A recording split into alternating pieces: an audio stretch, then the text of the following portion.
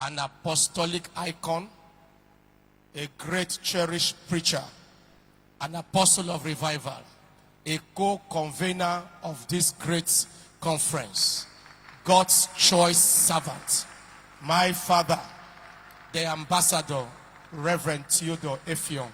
Please join me to welcome him here this morning. Praise the Lord. Please celebrate the Lord. Celebrate God's, celebrate grace. Welcome, sir.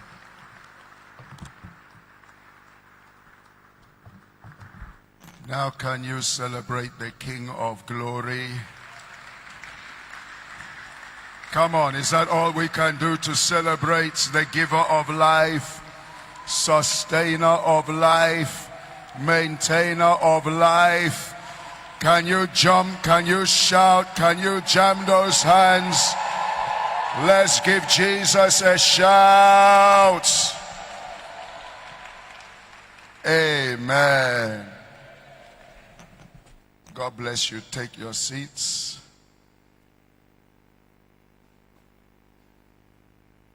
I was asked to minister on why Calabar. Why should this first revival consultative assembly come and kick off in the city of Calabar? The answer is there is no other place again. Only Calabar. Hallelujah. And I will give us 8 reasons why this meeting has to be in Calabar. I want you to give apt attention, because the whole of Nigeria's situation is waiting for Calabar. And the deliverance of Nigeria is resting on Calabar. And until we come back to Calabar and hit the things that matters. Calabar is the ancient altar. The first altar that was ever raised in West Africa, in fact in Black Africa. The first altar that was ever raised to God in Black Africa is Calabar. It is the ancient gateway, the ancient altar. It is the place that God gave a redemptional gifting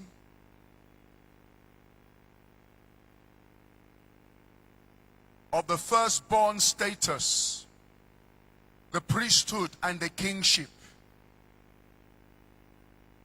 It's the place that God tied this land for revival through prophecies and through promises. Is the place where God cut covenants with this land.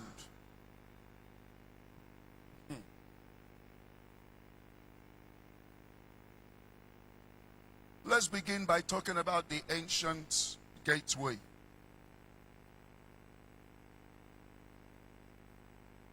(1878).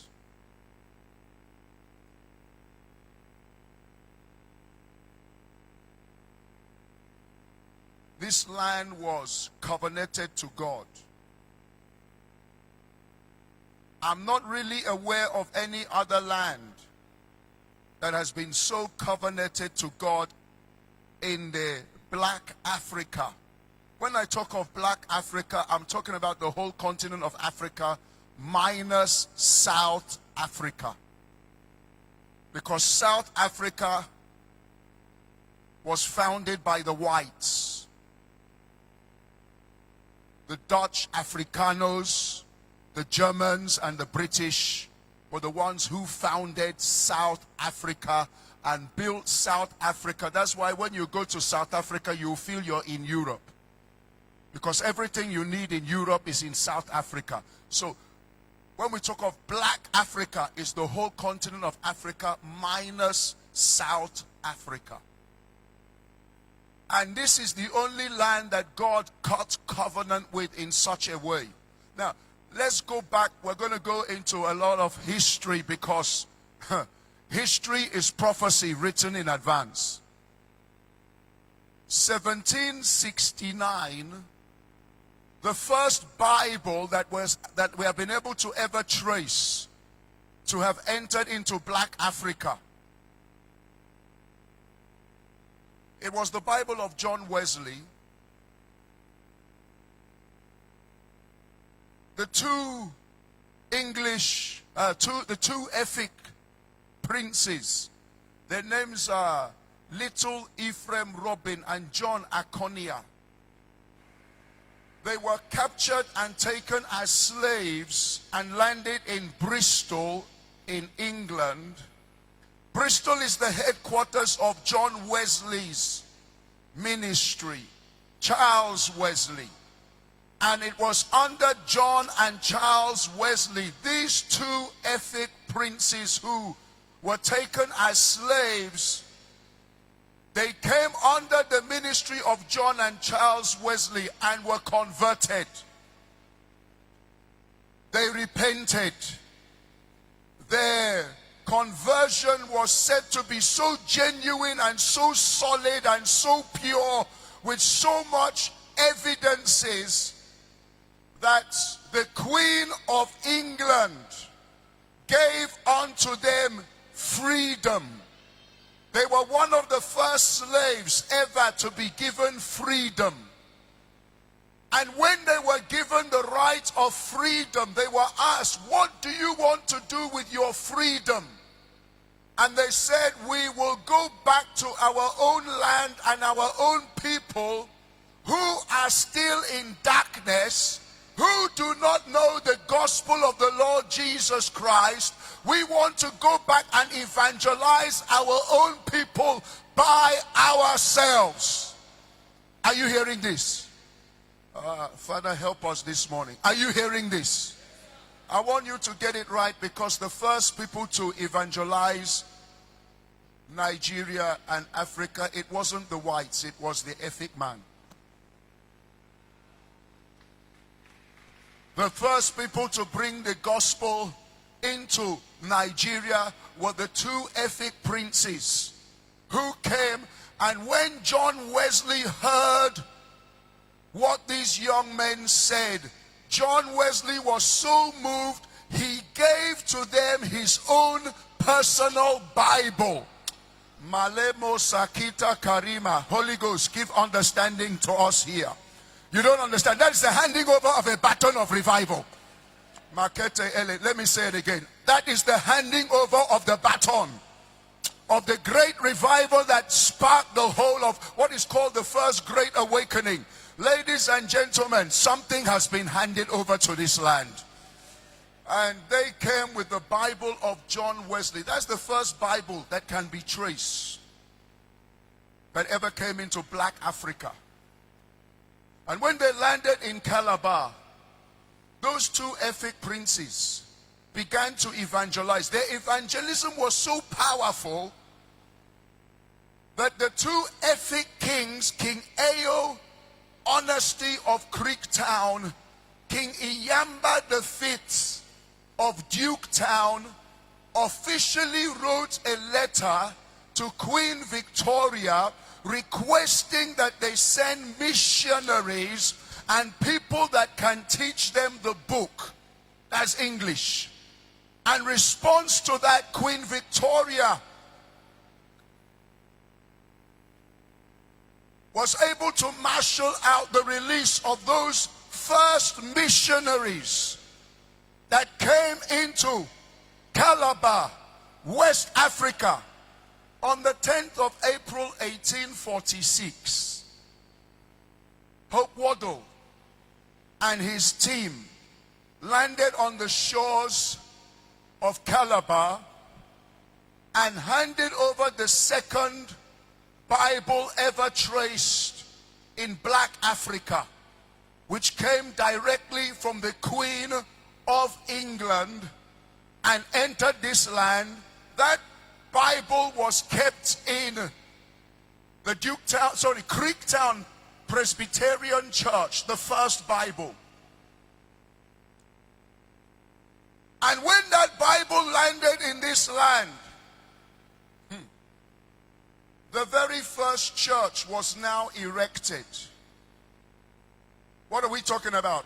The very first altar that was ever raised for God, not in Nigeria, ladies and gentlemen, not even in West Africa. Ladies and gentlemen, the first altar that was ever raised for God in the whole of Black Africa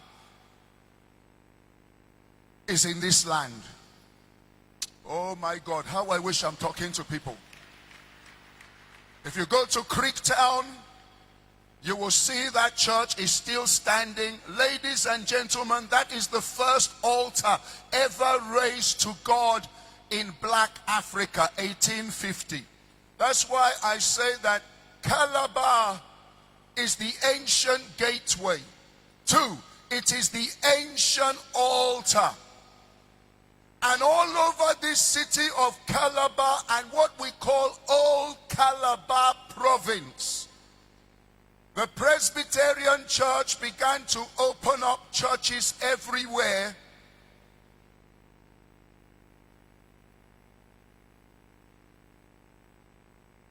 Ogoja, Ikom, Ugep, Afikpo, Ohafia, Arochukwu. All these churches began to open as early as 1870, 1880, 1890. All the first churches in Black Africa, in this old Calabar province, they were shooting up everywhere. My God, my God, my God. And then the first Bible translation, both in Black Africa and Africa continent as a whole, was the EFFIONG Bible, 1868. Oh, Jesus. Maybe you're not a Calabar man, that's why you're not celebrating.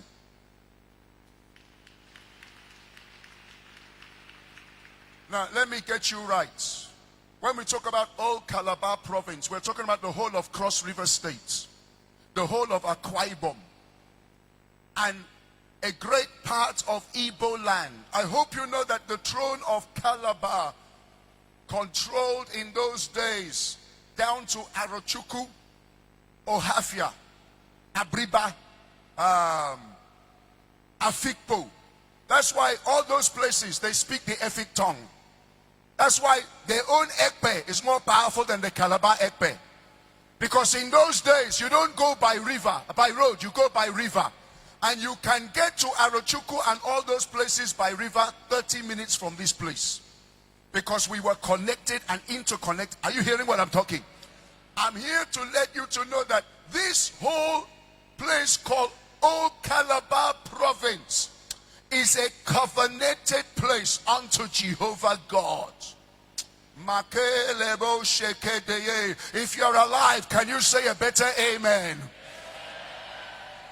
And that was how the first EFFIONG Bible was, the first translation, the first Bible in Africa continent, 1868.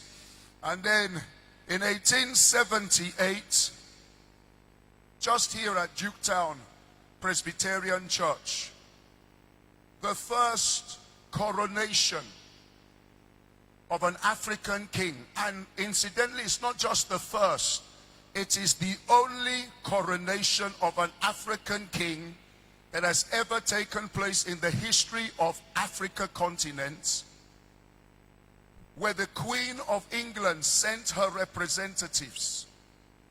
Added to the representatives of the Queen of England, the white missionaries, Hope Waddell, Mary Celesta, Anderson, and all of those great ancient missionaries. King Archibong III, what you call today the Obong of Calabar, was coronated and made what is called a treaty king. The word treaty means a covenanted king. What was he covenanted as? he was covenanted unto God on behalf of the whole of the region which he reigns over, which is the whole of the old Calabar province, as what? As the defender of the faith. Malemo Sheke, I don't know if I'm talking to human beings in this place. If you understand the gravity of these things, how I wish this house was full. Because by the grace of God, what I'm sharing here is the reason why Nigeria is where we are today. Is the reason, forget about the politics.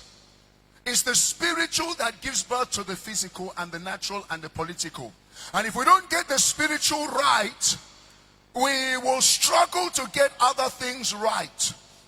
This region was covenanted to God in a 15-point treaty. A 15-point treaty that we shall be the defenders of the faith. That this land and territory shall represent the gospel of the Lord Jesus. That this land shall carry the light of the gospel to the ends of the continent. That this light shall be God's representative on earth. A 15-point treaty that covenanted, tell me any other place in Africa that has such a covenant. And I will tell you why. God is waiting for Calabar. And I will tell you also why.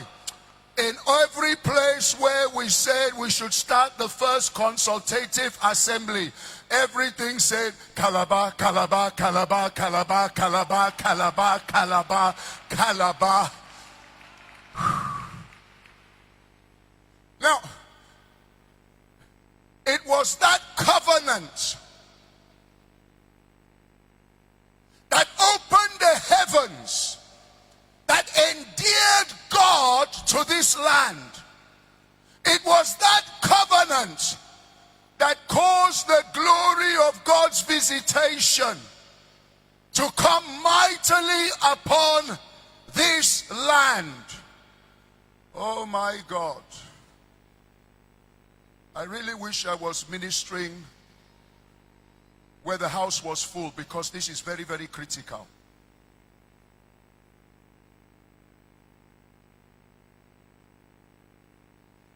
Now, look at what happens. Look at what happens. The moment God came down in this land, the first church and churches, the whole of Cross River State, the whole of Akwa Ibom, the whole of, those parts of Igbo land, you see Presbyterian churches were going in there. Now, the second missionary organization outside of the Presbyterian Church of God that entered into Black Africa is still within this old Calabar province. When the people of Ibanor, that is Eket, when they heard of God's visitation in Calabar, the chiefs of Ibanor, they also wrote a letter to Queen Victoria requesting that she should send missionaries and people to teach them the word of God. And when she received that letter, she sent that letter to a Bible college in Belfast, Northern Ireland. And in the Bible college in Northern Ireland, the principal of the Bible college read the letter and requested, who will go from us to Ibanor in West Africa, Nigeria? Who will go? And there was silence in the house. But one young man called Samuel Bill stood up and said, here am I, send me. And Samuel Bill left Ireland on a ship down to Calabar, came under the tutelage of those white missionaries who were already established in Calabar to learn the custom, to learn the language, to eat the food. And there was a miracle. In 2 weeks, Samuel Bill learns the Effic tongue.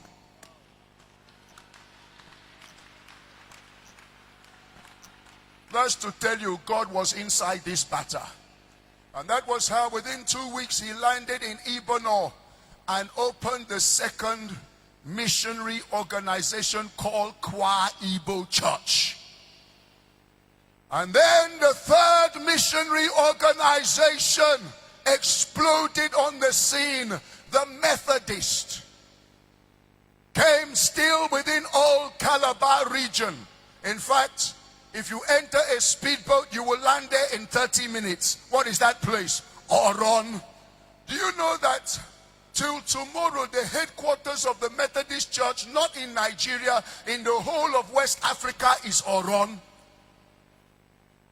And when you go to Oron, you will see that place is standing, a very powerful edifice. And then the Catholics came. 1899, 1900, where do they land? Uyo. And then CMS, what you call Anglican, came in 1903, where? Ikodabasi. And then the Lutherans came in, where? Ibesikbo. Am I communicating in this house? Have you noticed that the history of Nigeria tells you that the gospel came through Yoruba land? I challenge you to show me one church that they opened. I challenge you to show me one church that is still standing. I challenge you to show me the graves of the white missionaries who came to bring the gospel to Yoruba land. You will not find one church. You will not find one thing, one altar or one graveyard.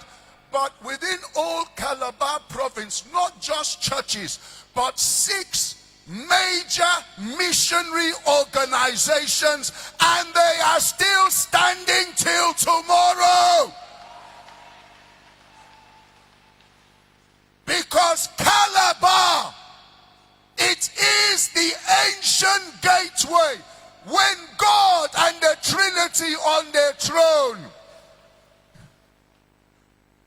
said, how will we reach Africa? The Trinity decided, pass through Calabar. And ladies and gentlemen, the gift and the calling of God is without repentance. And oh my God, my God, my God, my God. Ladies and gentlemen, if you don't understand what we are here for, he's about to come again the second time. And he will pass through the same way he came the first time. That is why, get ready, get ready, get ready, get ready. The heavens is about to open again. The wind of end time revival is about to blow. Makelebo shakataye. Masonto ribra kataya. To help you to understand that this is the ancient altar, not just all these missionary organizations. Those missionaries who came here, they didn't just come and go. Their graves are here. Those graves are speaking alongside with the physical churches that were raised. They are speaking as an ancient altar, calling God to come down. They shed and laid down their blood and their lives for this land to be emancipated. I have been in this business for quite some time. And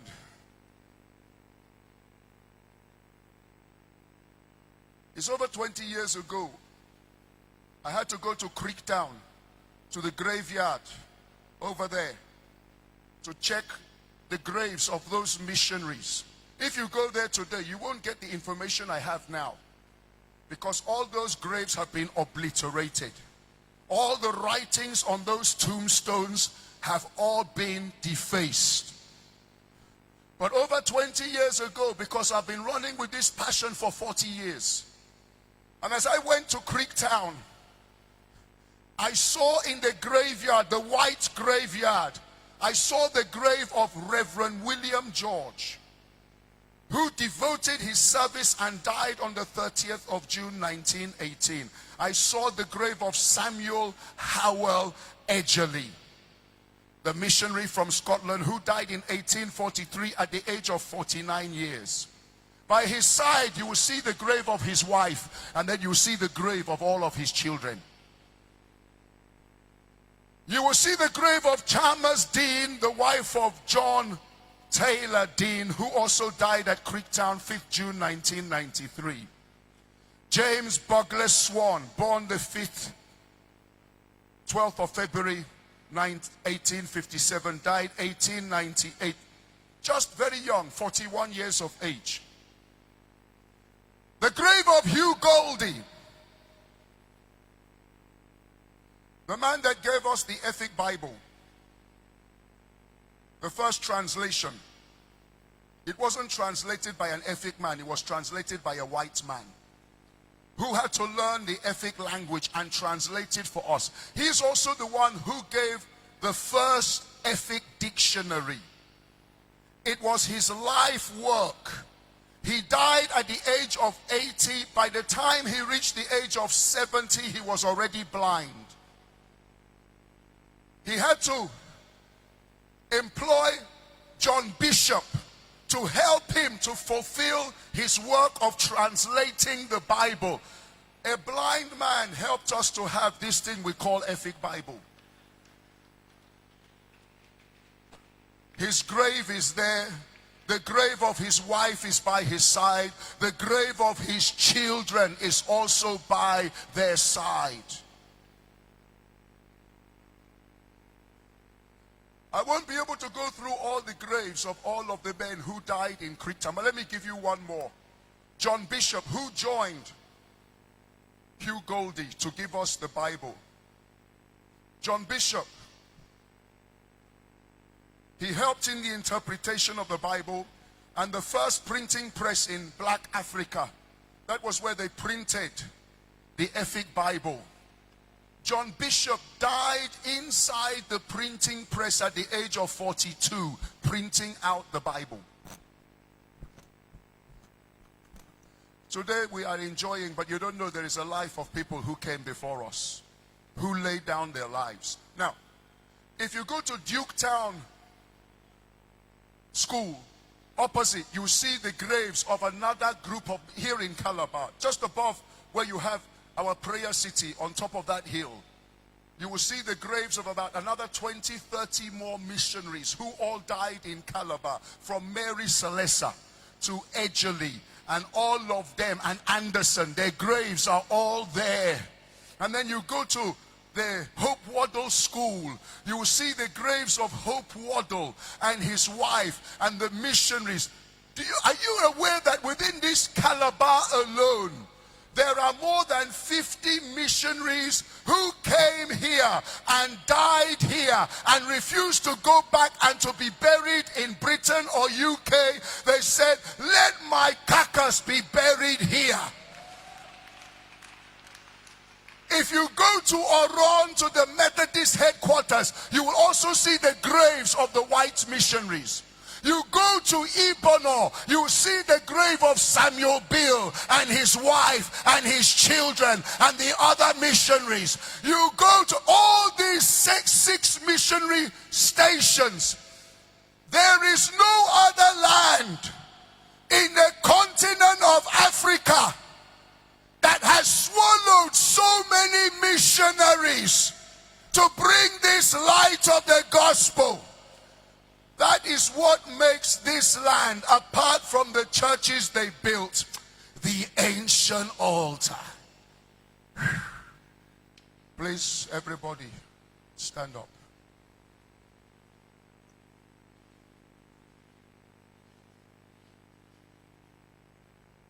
Sit down on your floor.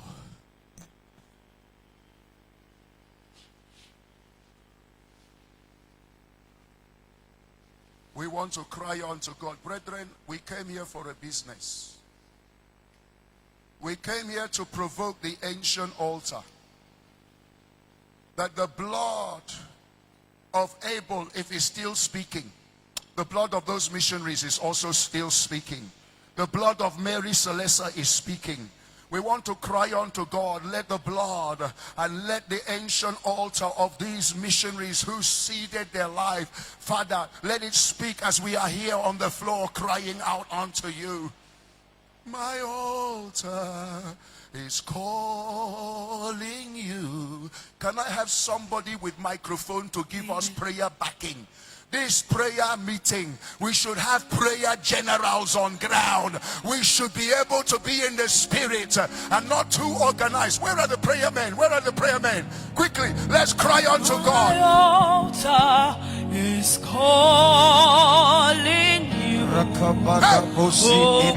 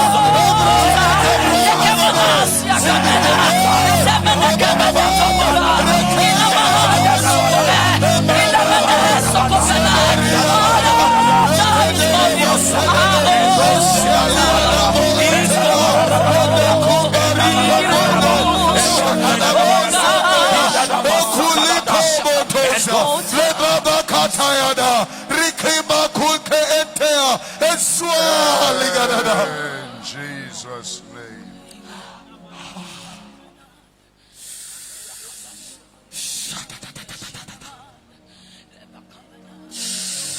God does not waste resources. Our God is a great entrepreneur, businessman.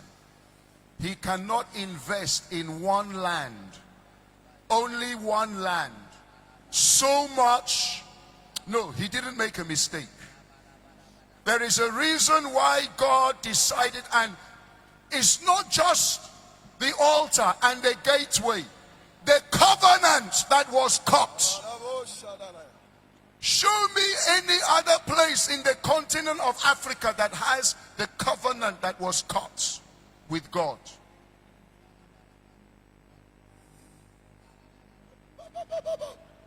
Leviticus 26:45 says, I will for their sakes remember the covenant of their ancestors. I will, for their sakes, remember the covenant of their ancestors. Deuteronomy 4:31, for the Lord thy God is a God. He will not forsake thee, neither will he destroy thee, neither will he forget the covenant of thy fathers, which he sware unto them.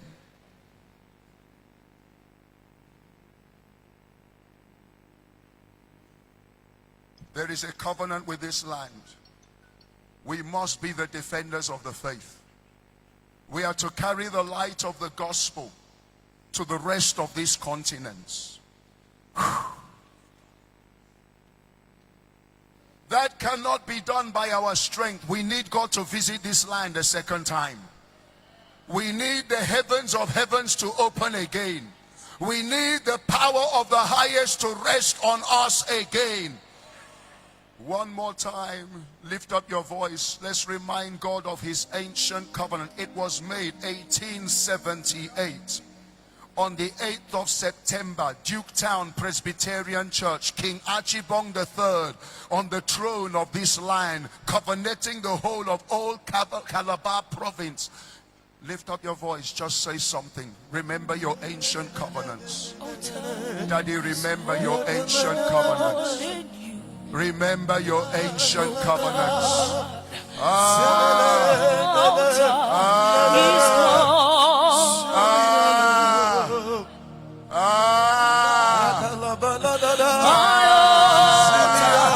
Is calling you, oh God. Our altar is calling you, oh God.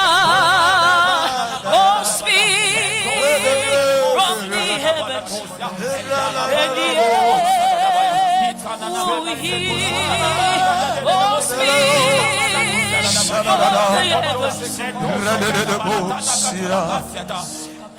In the name of Jesus, I want us to raise a voice to God, because something was given. There is what we call redemptional gifts. Give me Genesis chapter 4 verse 20, 21, 22, 20. Yeah, Genesis chapter 4 verse 20. The Bible says Jubal, he was the founding father of all those who are cattle rearers.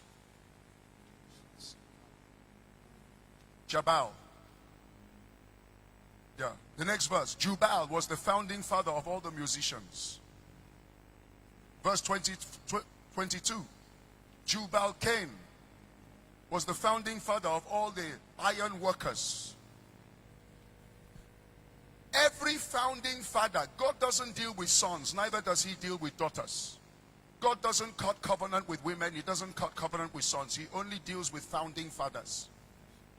And every son and every daughter must locate who is your founding father,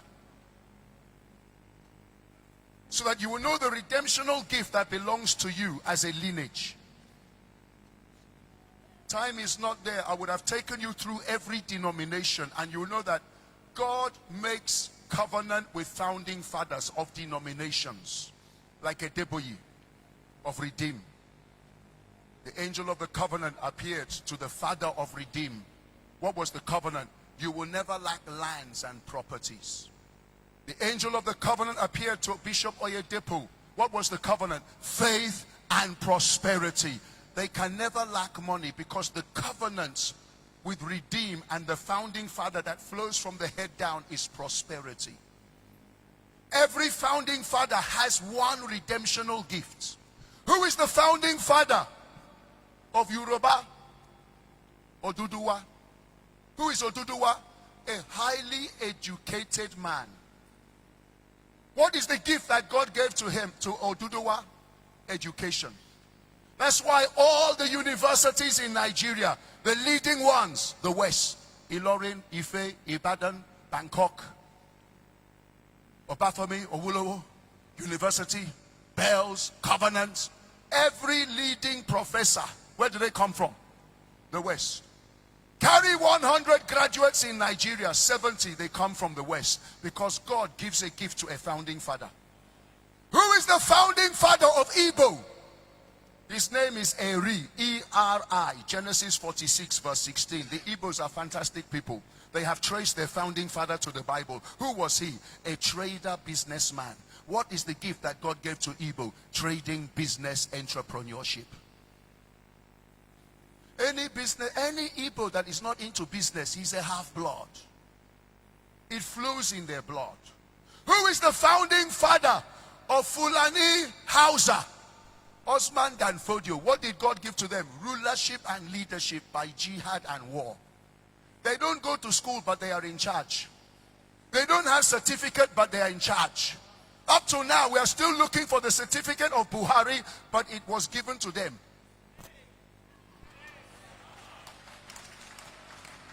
I can go around the whole tribes of Nigeria, and I will tell you what belongs to every tribe.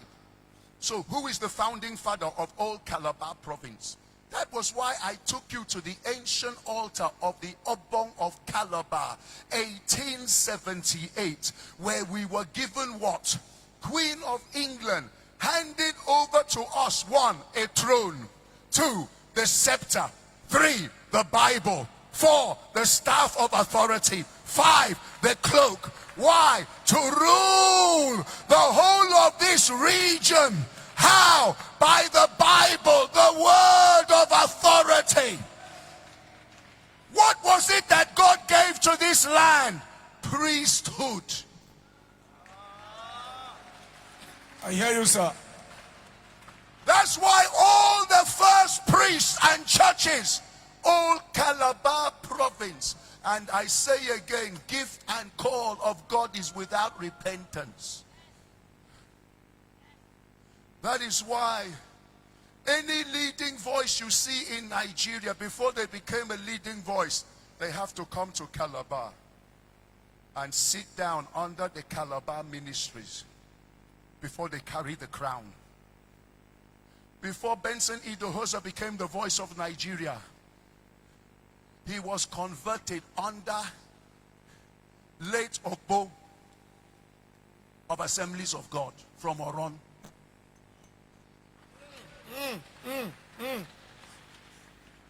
And after being converted and became the Sunday school superintendent and the Christ ambassador president of the church, and Okpo discovered he's bigger than him, Okpo handed him over to Inyang of Calvary Mission. Inyang at that time was the voice of Nigeria, just as Oyedepo is the voice of Nigeria. Oh my God, time is not there. Yeah, time is not there.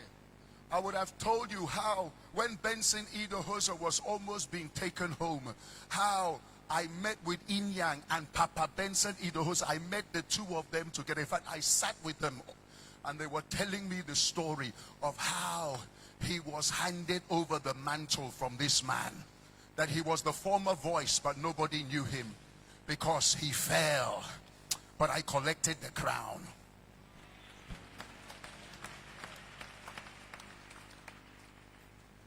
And when Papa Idahosa came to Calabar in the sports stadium, do you remember? Do you remember? You are too young to know those things. I was the chief usher. I was the one who welcomed Papa Idahosa when he came out from the car. Ha! I've never received such a welcome before. Look, as I opened the door for him to come out, come. This is, instead of following me, he just greeted, Maka! Pata! Leze! Badadada!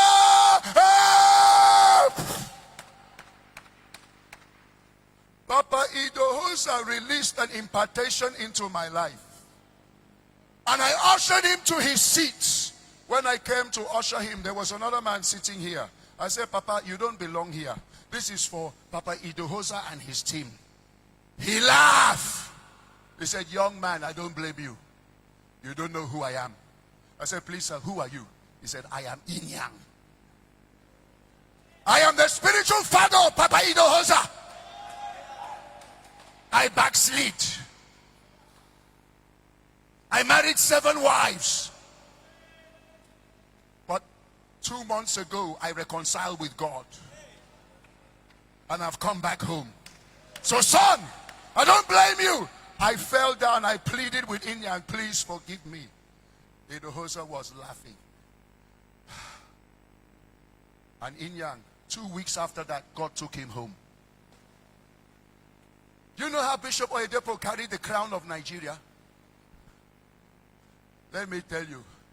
The first man that ever had the privilege to travel to US and sit under T.L. Osborne and oh my God, all those great generals in US. His name was Papa Cole of Creektown. I don't have any witness here. Okay, Mama, God bless you, Mama. Papa Cole, God bless you, Papa. Yeah, 3 of you. Papa Cole of Creektown.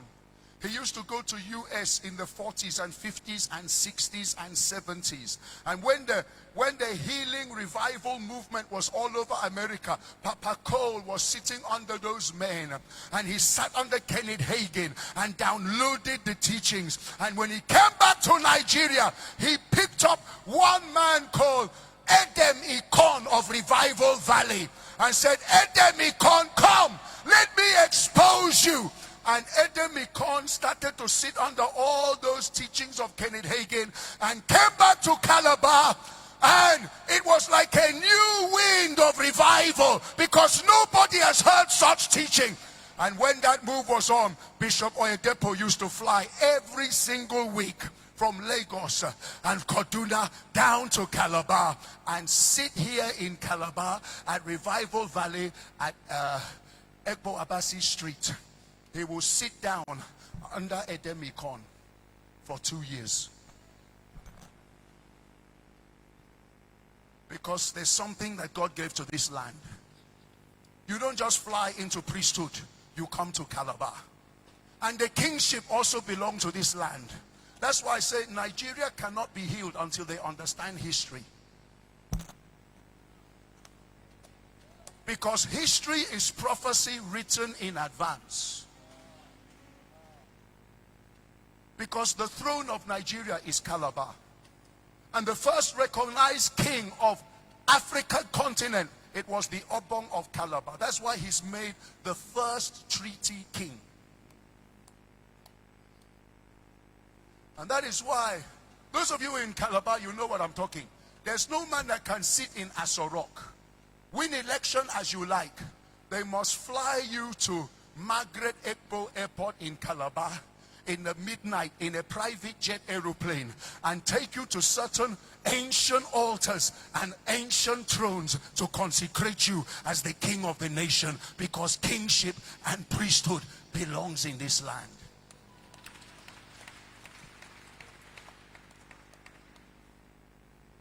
Hey!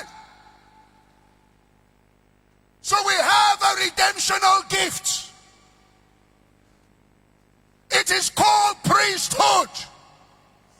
Ladies and gentlemen, we are supposed to be celebrating all over the continent of Africa servants of God from this territory. But we lost it. And that's how we lost everything. It's the spiritual that brings the physical.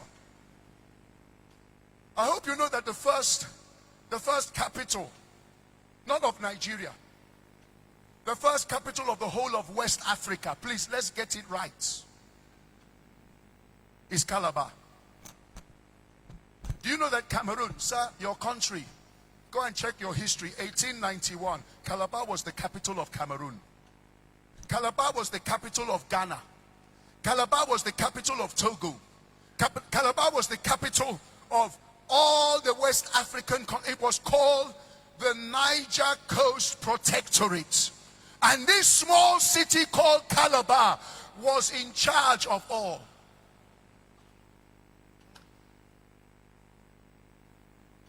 And then in 1900, January the 1st, it was removed and they were given their capital territories for their different nations And Calabar became the capital of the Southern Protectorate. And by 1906, they joined the North and the Southern Protectorate, where Ikot Abasi, Lord Lugard House. You see, anything that has to do with issues of Nigeria, you have to come to Calabar. You know, even the Biafran War, where it was reconciled and they signed the peace treaty, was the same Lord Lugard House, Ikot Abasi, 1970. Because till tomorrow, the peace of Nigeria is in this land.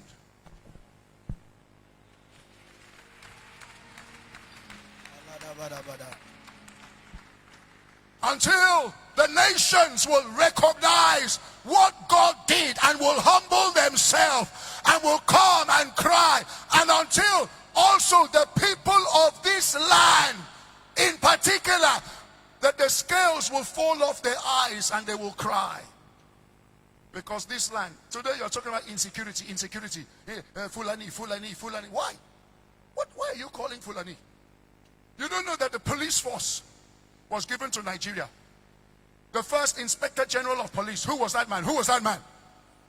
Louis who? Ede. And all the military forces was given to this land. The first Chief of Staff was Major General Ekpo. The first Head of Navy, Vice Admiral Joseph Edetwe, Calabar. All the security apparatus in Nigeria was handed over to Calabar. Do you know the first native court, the first high court, and the first Supreme Court? Where? You talk about the legislative, the executive, and what again? All is Calabar. From the beginning, Calabar. That's why the first barrister in the history of Black Africa, Barrister Anwan Creektown, and the first PhD, Doctorate of Law, Udoma of Ikot Abasi. Everything you want to talk about in the history of Nigeria, you come back. And all the first institutions of learning is Calabar. Hope Wado was the first international school of learning, where people from Fernando Po and people from Ghana and Cameroon and all over, they used to come as international students. And then Etinan Institute opened, and then WAPI, and then St. Patrick, and all the education system. It all began in Calabar, not Yoruba land, Calabar, because God gave us the crown and God gave us the throne.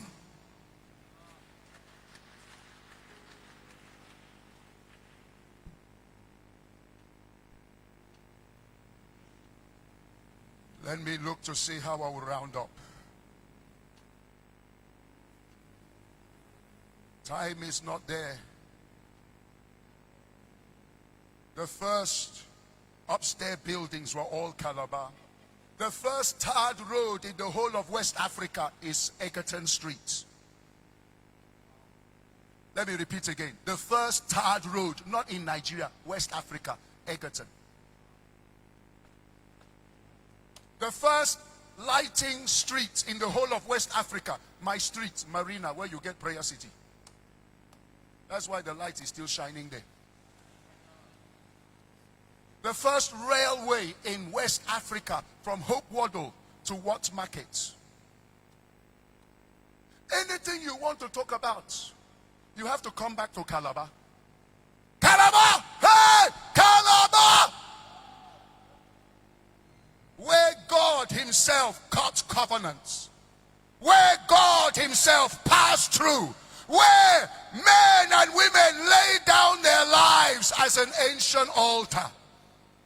And we entered covenant to be defenders of the faith.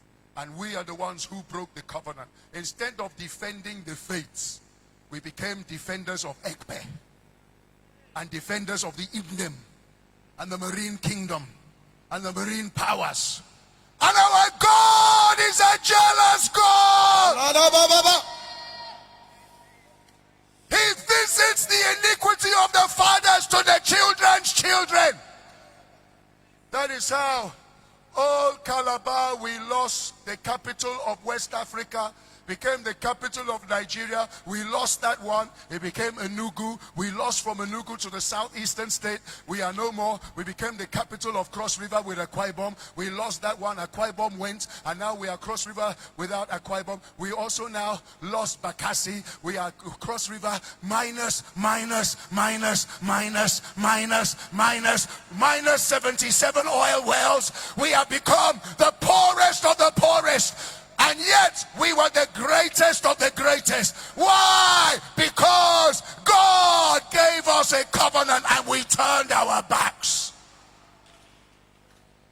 And God is waiting for a generation with understanding who will come back and renew the ancient covenant of the ancient altars.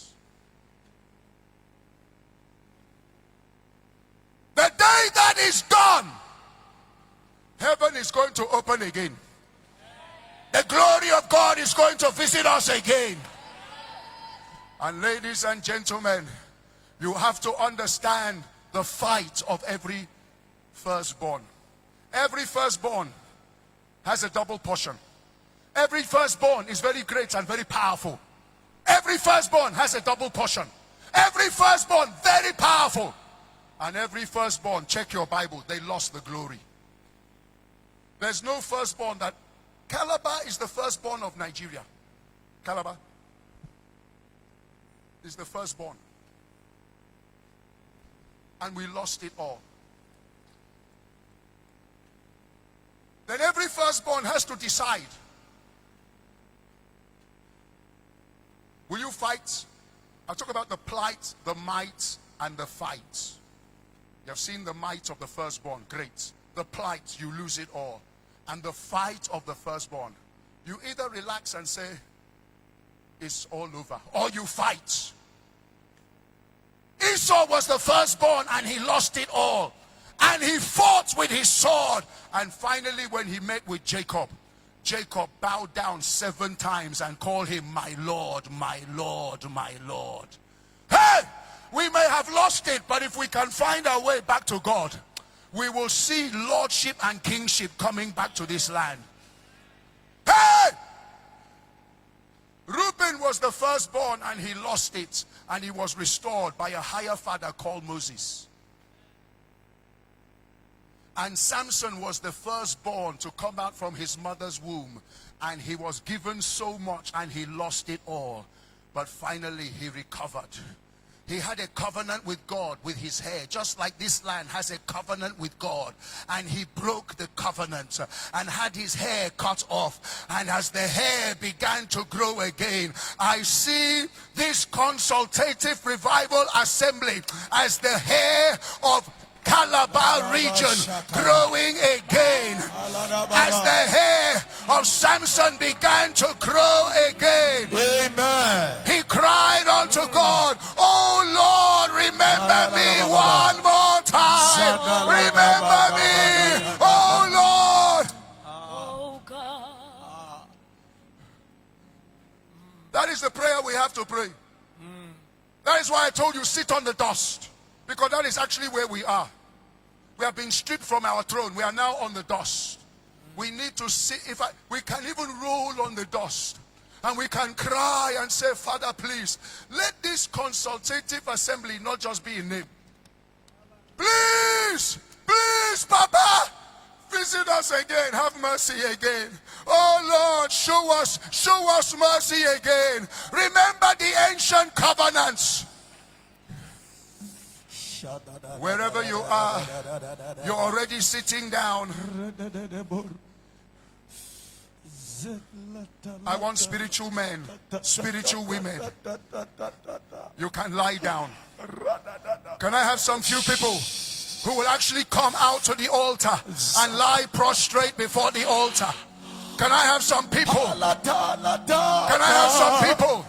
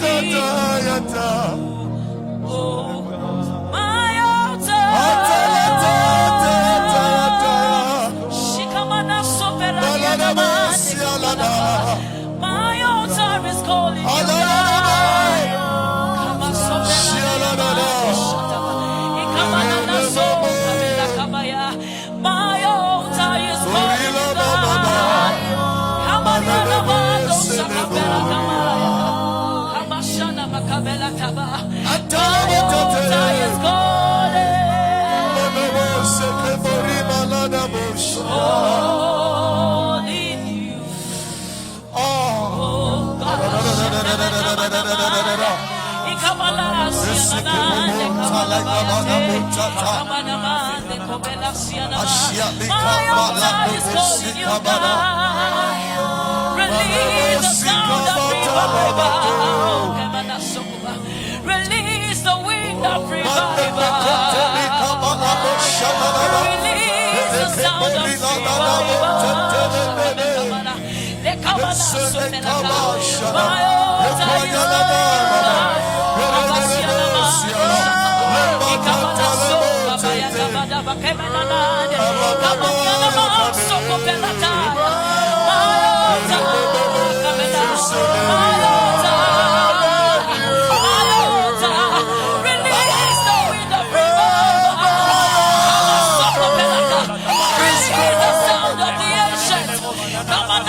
children are calling you.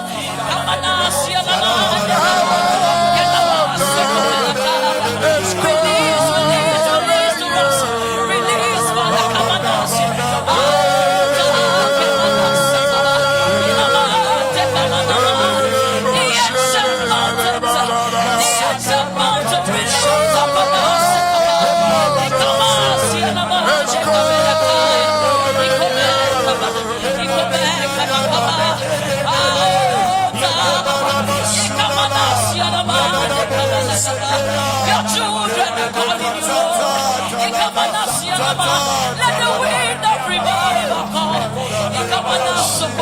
Let the wind of revival fall. Let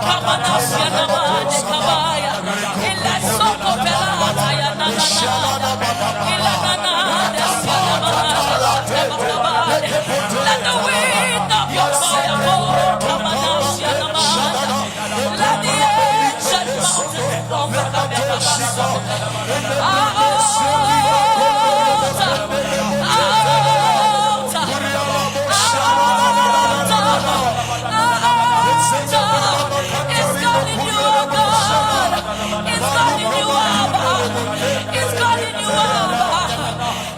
of your fire fall. Let the ancient mountain fall.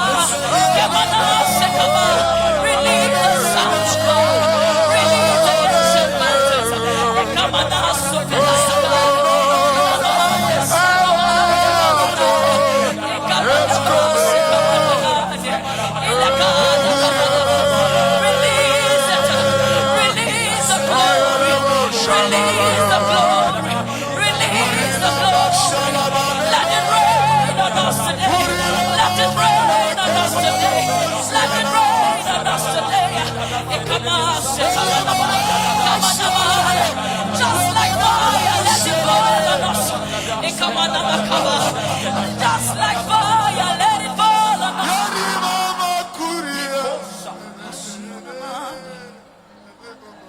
In the name of Jesus.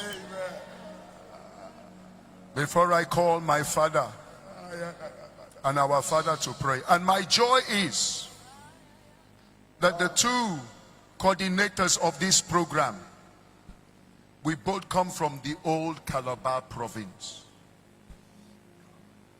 Dr. Chidi Okarafo comes from Arachuku. Arachuku is part of the old Calabar province. I think the Holy Ghost is in the house. He's a wise master builder. Do you know that the spiritual father of Nigeria, whose name is Pa Elton, he gave a prophecy. He said, I see the wind and the rain of revival coming from the south of Nigeria. And he was about to leave the west and relocate to Calabar. And the Holy Spirit said to Pa Elton, do not go now, because you are the carrier of the prophetic mantle of Nigeria. If you go to Calabar now, that mantle will drop in Calabar, and the people and generation in Calabar now are not ready to carry the mantle. So remain in the West, and I will raise up a church, a national church for Nigeria. That's why you have Kumuyi and Edeboyi and Oyedepo and Olukoya and all the church in the West. And the Lord said to him, but in the latter days, when I have called you home, I will visit Calabar, and I will drop that mantle back into that land. Ladies and gentlemen, this is that generation. There was a man of God called Noel Woodruff. He was preaching in Lagos, an American preacher, in Freedom Hall. 1996, and all of a sudden he stopped preaching, and he asked the congregation, is this the South or the Southeast? They said, no, this is the West. He said, I'm seeing a tsunami of revival that is coming from the Southeast. And he said, that revival shall come together by the coming together of the political and the priesthood, the throne and the prophetic. That's why we need to meet with the politicians. And in 1964, in Old Calabar, where you have the governor's lodge today, a white woman was giving birth. And as that white woman, 1964, was giving birth to a child, she saw in the spirit heavy, torrential rain falling all over this Old Calabar region. And a voice spoke to her, so shall I pour out my spirit upon this land. And in the physical, there was a deluge of rain that night. And then she saw the cross of Jesus over Old Calabar province, and the blood flowing from the cross into every street and every compound and every town and hamlet. And the voice said, so shall I wash away the blood, the sins and the iniquity of this land. And then she was carried in the spirit around the land and saw jubilation and joy. So shall I bring revival to this land and healing to this land. 1964. Ladies and gentlemen, that white woman was my mother. She is still alive. Last week I went to visit her to celebrate her 90th birthday. And she was asking me, son, has the rain started to fall?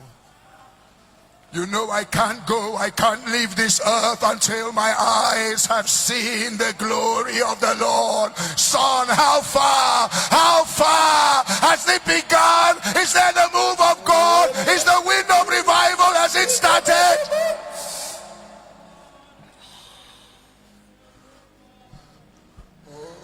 As I blow this shofar, anyhow you can cry unto God. I want you to lift up your voice and cry before I hand over to my Father, for God to open the heavens one more time.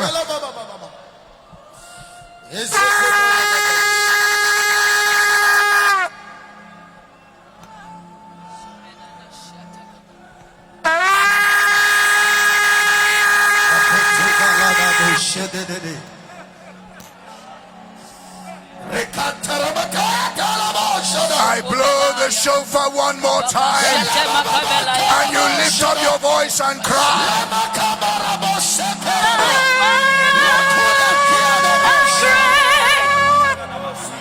Everybody lift up your voice. Begin to cry. Begin to cry.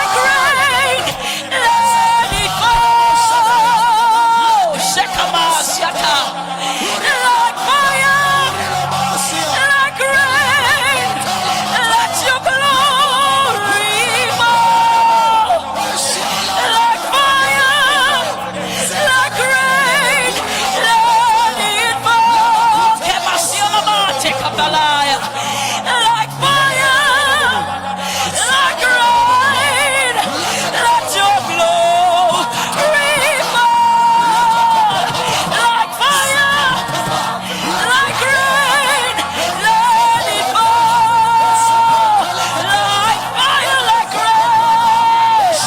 Come on in the maso pelaya tamate, come on out, take a barina na maso pelaya, come on out, tatapetaya, I can imagine take a beleta, come on out, so pelated, like fire, like rain.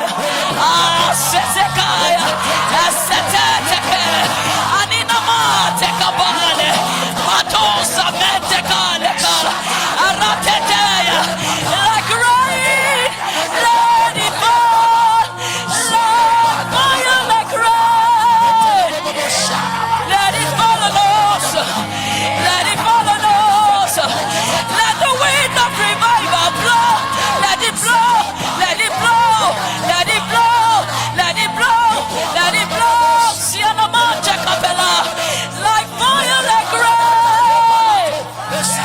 She come and Siata, Ekamana, Docopella Seca, Lebele Cabella Cabella Cabana Manamane, like fire, like rain. In the name of Jesus. In the name of Jesus. Father, we come to you with one mind, one heart, united, unity of purpose. On behalf of this region and nation, we repent of our carelessness that led to losing of the mantle. But today, in Calabar 2022, restore. Restore. Amen. Restore. Amen. Restore. Amen. Restore. Amen. Restore. Amen. Restore. Amen. Let the revival, let it come. Amen. Let the wind blow. Amen. The wind of end time revival. Amen. Father, we are returning to the source. We are asking, out of this region, let that prophesied revival, let it flow. Amen. Let it flow. Amen. Let it shine. Amen. Let it come up again. Amen. With the glory of your holy name. Yes, Lord. Thank you. Thank you, Father. You are unstoppable. Yes, Father. No power will stop you. Never. No authority will stop you. Never.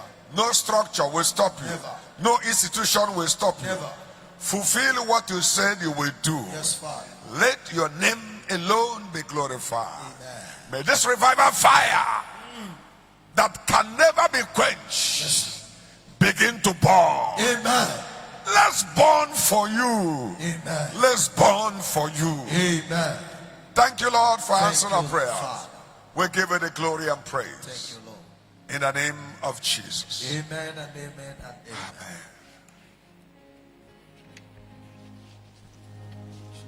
Glory to God. Like fire, like rain, let it fall. Like fire, like rain, let your glory fall.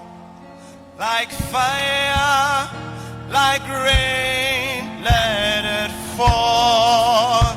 Oh, like fire, like rain, let your glory fall. Like fire, like rain, let it fall. Like fire, like rain, let let your glory fall. Like fire, like rain. Oh, like fire, like rain. Let your glory, like fire, like rain. Yeah, like fire, like fire. Yeah. Revival fire. Your revival fire. Like fire. Fire. Hey, like fire, like rain. Like rain. Let your glory. Fire. Yes. Hey, like fire. Yeah. Let the wind of revival. Let the wind of revival. Let rain. We need you. We need you. Like fire. Yeah. Let your glory. Let your glory. Like fire. Like fire. Like fire. Like fire. Like fire. Like rain. Like fire. Like fire. Like fire. Revival fire. Your revival fire. Revival fire. Yeah. Like fire. Like rain. Yeah. Let your glory. Let your glory. Shekinah glory. Let it fall. Let it fall. Let it fall. Let it fall. Let it fall. Like a fire. Yeah. Let your glory. Let fire.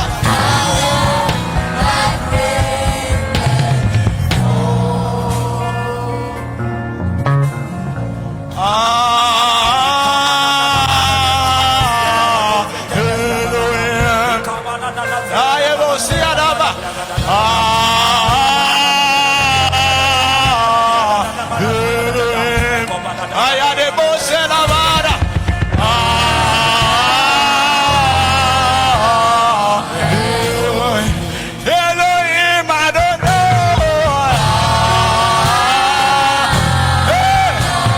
Katomadosa. Elohim Adonai.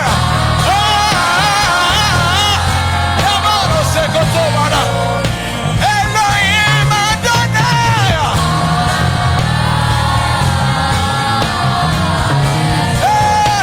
Elohim Adonai.